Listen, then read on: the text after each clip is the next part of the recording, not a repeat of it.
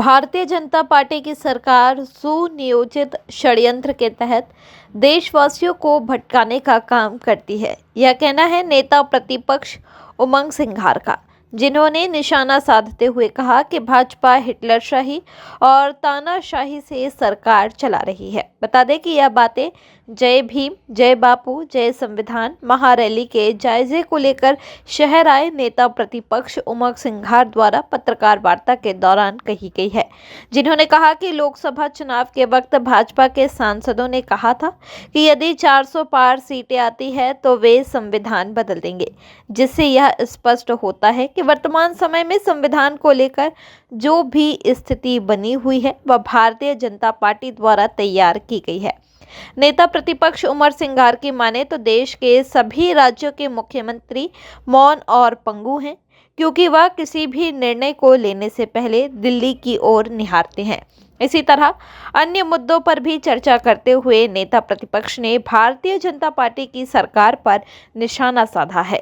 निश्चित तौर से जिस प्रकार से अरुण जी ने बताया, देश में जिस प्रकार से स्थिति चल रही है, एक संविधान को लेके आम चर्चा, जब चुनाव आए थे लोकसभा में स्पष्ट इन्हीं के सांसदों ने कहा था कि अगर हमारी 400 पार अगर सीटें आएगी तो हम संविधान बदल देंगे। तो इससे आप समझ सकते हैं कि भारतीय जनता पार्टी और आरएसएस क्या चाहती है देश के अंदर। उसका उदाहरण आप देख सकते हैं कि किस प्रकार से ये लोग हिटलरशाही और नाजीवाद की एक तानाशाही सरकारें चला रहे हैं। कहने को डबल इंजन की सरकार चल रही, लेकिन हर प्रदेश का मुख्यमंत्री पंगु है। जो निर्णय होना दिल्ली से होना है। मोहन यादव जी मौन है, दिल्ली की तरफ देखते रहते हैं। तो मैं समझता हूं कि देश के अंदर चुनिंदा लोग हर संवैधानिक पद पर अपने लोग, अपने समर्थक बिठा के एक विशेष विचारधारा के, आरएसएस की विचारधारा के लोग बिठा के इस देश को अपने कंट्रोल में करना चाहते हैं। लेकिन मैं समझता हूं कि देश अंबेडकर जी, बापू की जो सत्याग्रह की लड़ाई थी, निश्चित तौर से आज देश को आज़ाद कराने में इन लोगों की महत्वपूर्ण भूमिका रही। कई जवाहरलाल नेहरू, कई लोग रहे। लेकिन एक तरफ आप अभी कुछ दिन पहले भी आप देखते हैं, मोहन भागवत जी का बयान आया कि देश राम भगवान का मंदिर हुआ बना, अब देश को स्वतंत्रता मिली। ठीक है, भगवान राम की सब आस्था रखते, हम भी रखते, सब लोग रखते। लेकिन मोहन भागवत जी भूल गए कि जिन्होंने देश को आज़ाद कराने के लिए शहादत दी, उन स्वतंत्रता संग्राम सेनानी, उनके परिवार, ऐसे हजारों लोग हैं। नेताओं के अलावा उनकी जो विरासत है, उनके जो लोग परिवार है पूरे देश के अंदर, जिसने देश को आज़ाद कराया, शायद उनको भूल गए। तो मैं समझता हूं कि भारतीय जनता पार्टी अपना खुद का इतिहास बनाना चाहती है।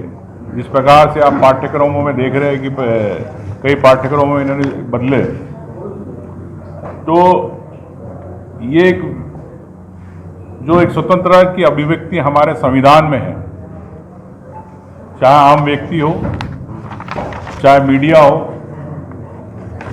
आज उस अभिव्यक्ति को लेके जिस प्रकार से नियम कानून बदले जा रहे हैं, हर जगह कहीं ना कहीं धरना प्रदर्शन को लेके आज आम व्यक्ति अगर धरना प्रदर्शन करे तो उस पर केस दर्ज हो जाते हैं। तो मैं समझता हूं कि ये संविधान बदलने की एक वो है, एक सुनियोजित रणनीति है।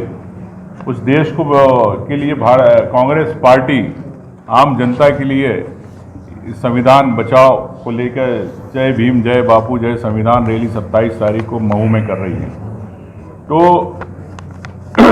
उद्देश्य यही है, चाहे दलित हो, आदिवासी हो, चाहे किसान हो, जो अपनी मांगों के लिए आज धरने प्रदर्शन करते हैं, जो आज अनशन पे बैठ के अपनी जान गंवा देते हैं, लेकिन सरकार उसकी अनसुनी करती है। तो ये सरकार बड़ी, कह सकते हैं कि मोदी जी मन की बात तो करते हैं, लेकिन जनता के, किसान, दलित, युवा की, देश के, प्रदेश के युवाओं की, उनकी बात, मन की बात नहीं सुनना चाहते। आज किसान आपने देखा, पंजाब के किसान, कई पूरे देश के किसान एक साल बैठे रहे, लेकिन आज तक समर्थन मूल्य पे लेके आज तक निर्णय नहीं हो पाया। तो मैं समझता हूं कि भारतीय जनता पार्टी एक सुनियोजित षड्यंत्र के तहत देश को मुद्दों से भटकाती है ध्यान, हिंदू मुस्लिम सांप्रदायिकता करा के लेकिन आज देश के अंदर आर्थिक विकास की जरूरत है। आज देश के अंदर युवाओं को नौकरी की आवश्यकता है। आज देश के अंदर उन किसानों को समर्थन मूल्य की आवश्यकता है, लेकिन इस पे भारतीय जनता पार्टी बात नहीं करना चाहती। कांग्रेस पार्टी हर वर्ग के मुद्दे को उठा के आगे बढ़ना चाहती है और बताना चाहती है कि हम लोग आम जनता के साथ हैं और जनता की आवाज़ विपक्ष का काम है। उसी इसमें हम लोग 27 तारीख की रैली रखी है। यही कांग्रेस का एक उद्देश्य है 27 तारीख की रैली।